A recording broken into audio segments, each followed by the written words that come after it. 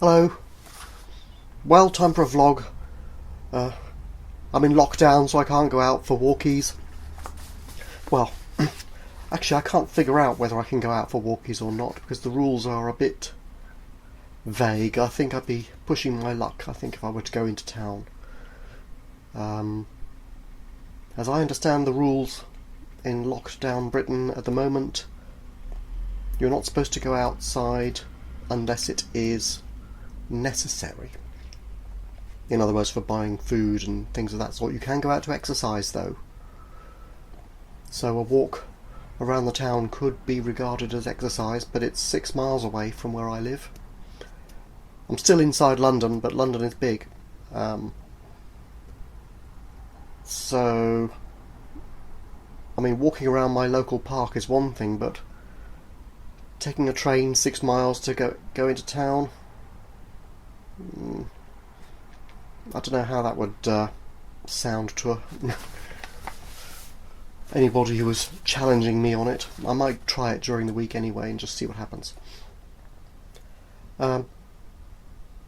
Meanwhile, yes, we are all in lockdown in Britain again. For 3 or 4 weeks, maybe more. The Chancellor has extended the furlough scheme, which is the scheme whereby people's jobs are paid for, partly, mostly, by the government. People who are unable to work because of the lockdown. People whose businesses have been told to close, like all the shops and restaurants and things which can't do takeaway, or which are supposedly unnecessary. Things like clothes shops, cafes and so on. If they can do takeaway, the cafes, they're okay, they can do so, but of course it's a lot less business than having people come in for meals. I don't know how these businesses are going to survive. It's obviously going to be an absolute disaster for the economy. Another disaster for the economy, I suppose, since the first one is still continuing.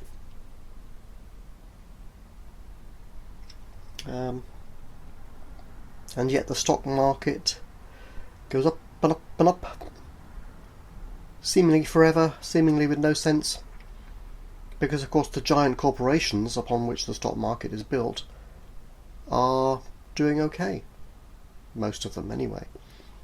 The Amazons, the Microsofts of this world, it really doesn't affect their business negatively. In fact, it probably helps.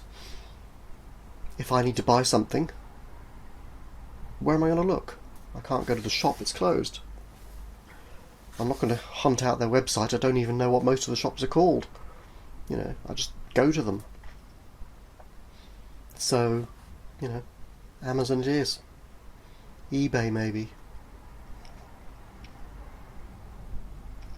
Not good for small business at all, or medium business.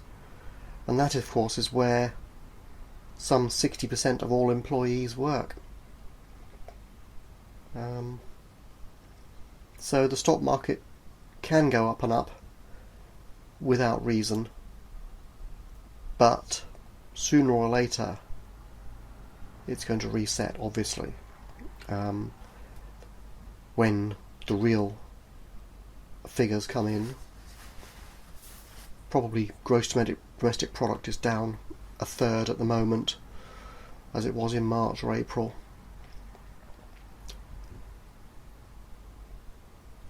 And the government, of course, is spending an absolute fortune. Billions and billions and billions of borrowed money which will have to be paid back by you and me.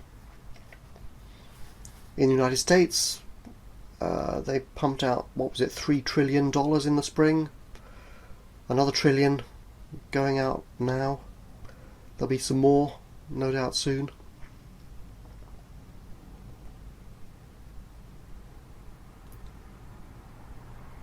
The way governments produce money is through generating debt. They actually borrow it, for the most part, from private companies like the Bank of England and the Federal Reserve. And yes, those are private. It's a silly system, and one always has to pay the piper in the end. So it's probably fine to borrow just at the moment, but as soon as there's a hint of interest rates going up, it'll be an absolute disaster, obviously.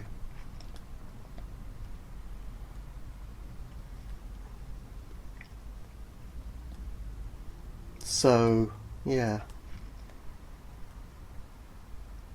I don't know how people can protect themselves from this kind of situation. It's complicated. What do people do? Buy gold? Maybe if there was a big enough crisis, the government would make it illegal to hold gold. You'd have to hand it all in so that they could have it. Okay, it's been done before. Government bonds, well, if the currency's collapsing, they may well not be any use either. Bitcoin? Well, it's an unknown quantity at the moment. It looks like governments are moving towards the idea of electronic currencies, digital currencies. I mean, we're getting rid of cash. I mean, they're using the excuse that it spreads the virus at the moment, because you have to touch it. I don't think there's any evidence that it does, but anyway, that doesn't matter, does it? Obviously. But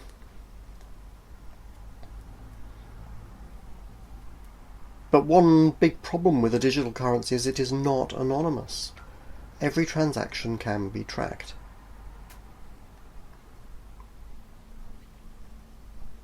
There's no liberty with a digital currency. Liberty, privacy, in effect, requires that it not be trackable. And then of course it's usable by criminals, but I think they'll probably find a way. They'll use their own digital currencies. You know. So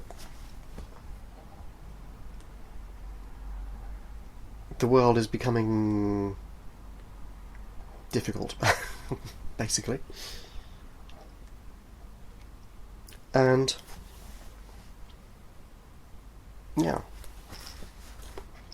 what can we do? Don't know. Hope for the best. Have a few cans of soup in the cupboard. That's about it, isn't it? I don't know. If you've got good ideas that people can do, well, let me know, but most of them are impractical unless you are rich enough to have a bug out location and a bunker and all the rest of it. For most people, especially living in cities, I think we've just got to wait and see. Yeah, take a few precautions, but there's not much you can do, is there? Really? If things really go. So, let's not worry about it, eh? There's also, of course, the Great Reset. The World Economic Forum, another chaotic element, is telling us all it's time to reset the world's economies because, yeah, they're not working right, in a way. And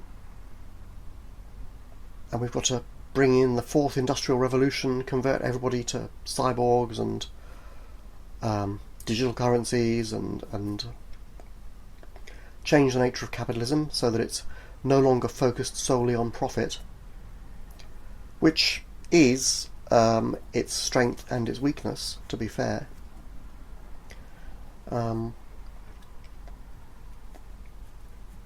People are concerned that the Great Reset would mean going over to like state capitalism, but it's not really.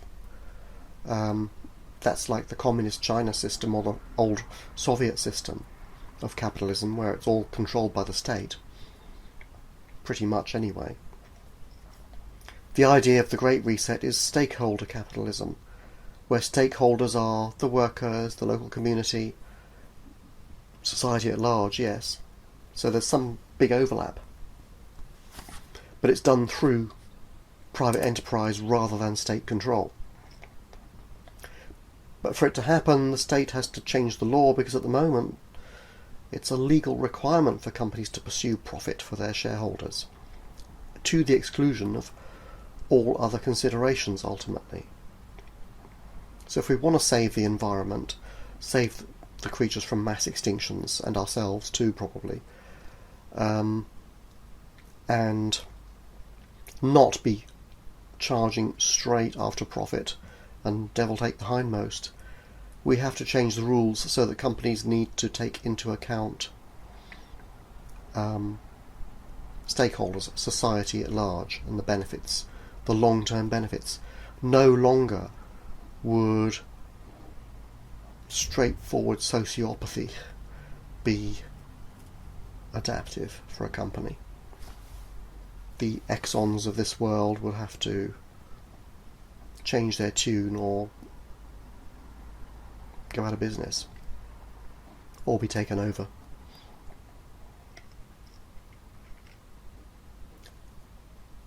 It's an interesting idea, and I think it's going to be tried, I think. The COVID crisis, dare I even say that word? The fairy dust crisis is a catalyst for change. So maybe. But with governments as incompetent as the UK government, and as crazy as the US one has been, one wonders, you know.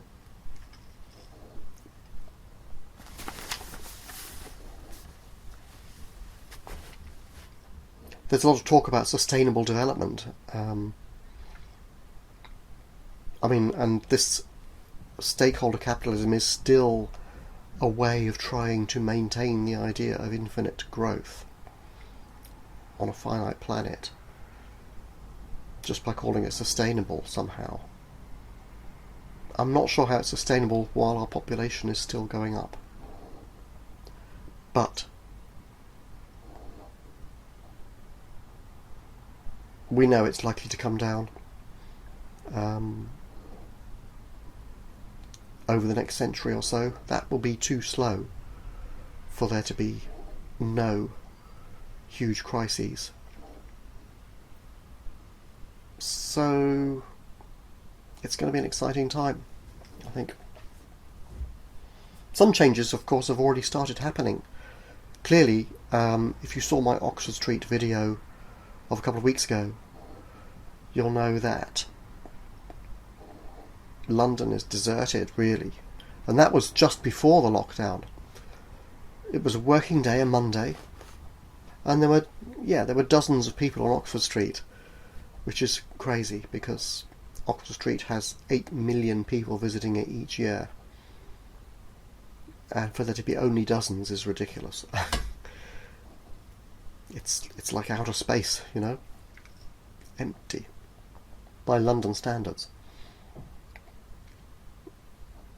Normally you walk along Oxford Street, you can't walk more than a few feet in a straight line because you've got to dodge somebody. So, there's been adaptation already. I work in huge offices normally, up until the first lockdown. That was the situation. Hundreds of people there. I've popped in once or twice to pick up some kit and stuff, and 3 people there. Big empty offices. Lights all on. Air conditioning on for some reason. 3 people, yeah. It's been like that for 6 months now. And other offices are the same. This is why Oxford Street was deserted, because people do not need to go into town to work, and so they're not doing so. It's all done over the internet now. Most office jobs are done on computers, so you don't need to be in an office. A computer can be anywhere as long as you've got reasonable internet access. So the office jobs are gone. All the cafes and restaurants and shops which cater to these millions of office workers who are not there anymore are unsustainable. Probably closing permanently. Are the city centres sustainable? Are they needed anymore? Doesn't look like it to me. There's nothing there for me. Certainly. My work is from home now. It's all on computer, or almost all.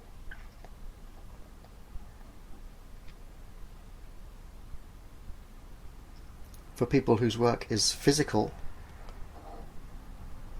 they're the ones with the big problems, really. They've got to risk the virus. Some people say it's not real. I don't know. I think it is. It may not be as serious as some people make out, but it's there. And, well, we're going to have a reset whether we like it or not, because as I mentioned, the stock market and all that is not going to keep going up forever. There's going to be some sort of a reset, and there's going to be some sort of panic reaction to a new system, no doubt. And the World Economic Forum is hoping that people will be listening to them and will do what they say, and they might. And it may be good, it may be bad. It will be from a globalist perspective. I'm sure it won't really take ordinary stakeholders like you and me into account. It will be more giant companies and giant corporations will be taken into account. We'll see.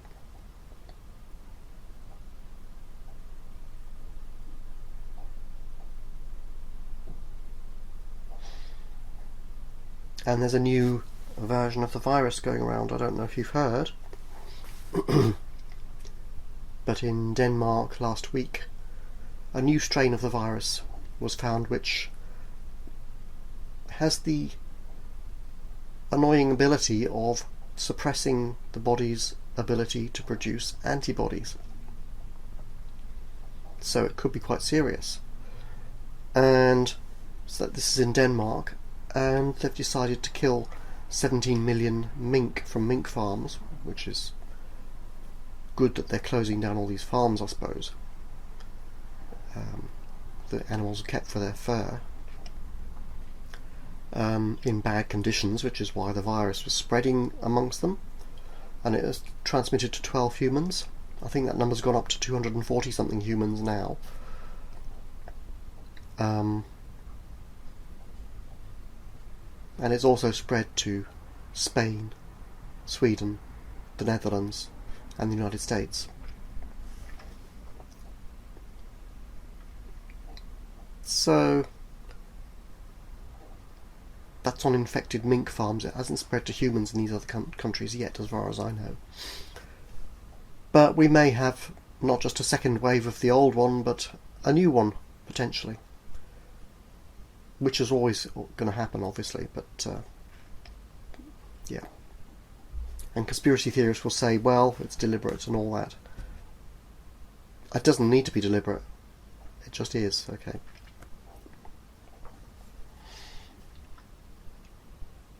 But now the Trump era is over, we might get some competent handling of the situation in that country. Because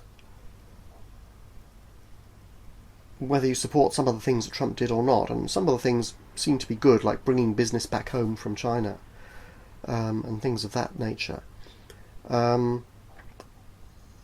don't think his handling of the virus was competent at all. It was awful. And that in fact may be the real main reason behind his poor showing in the election. Of course, he's got his legal battles to fight because he thinks he's been robbed. He's entitled to do that. I don't think it'll change anything. Even if there are irregularities, and there always are some, it's not going to amount to several million votes, is it? Surely. We'll give him his chance, but I think it's Biden and Harris, isn't it, now?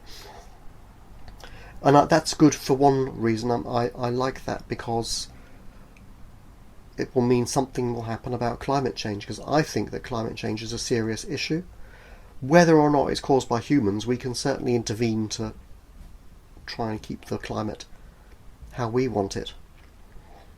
And, of course, the mass extinction of species, which people don't talk about, but which is more serious and, of course, is related.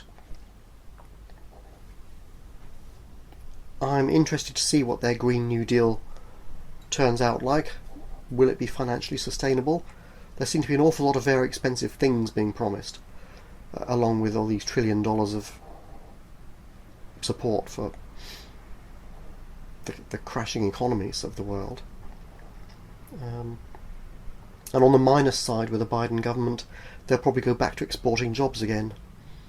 Or maybe they won't, because it has been shown now, with the fairy dust problem, that a globalised economy is a vulnerable economy. If all your products are made in the Far East, what do you do when they fail to supply? When international trade drops off a cliff because of the fairy dust, you can't get your goods. Now, this was always obvious, but politicians are not the cleverest of people. Otherwise they'd be doing a proper job, wouldn't they? So perhaps it's been hammered home to them now that they really need to listen to people, but probably not. Of course, with Trump going, the Q conspiracy staggers on. I saw them on Twitter claiming that the legal cases were part of his master plan. I mean, it's... come on. It's over. It's wishful thinking. It's a delusion. Forget it.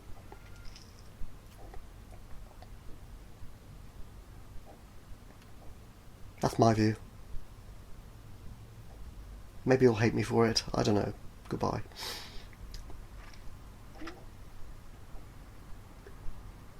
Whatever happens, I think things are going to continue to be interesting anyway, let's put it that way. Any ideas? How can we protect ourselves from all this rapid change? Really? Bye for now.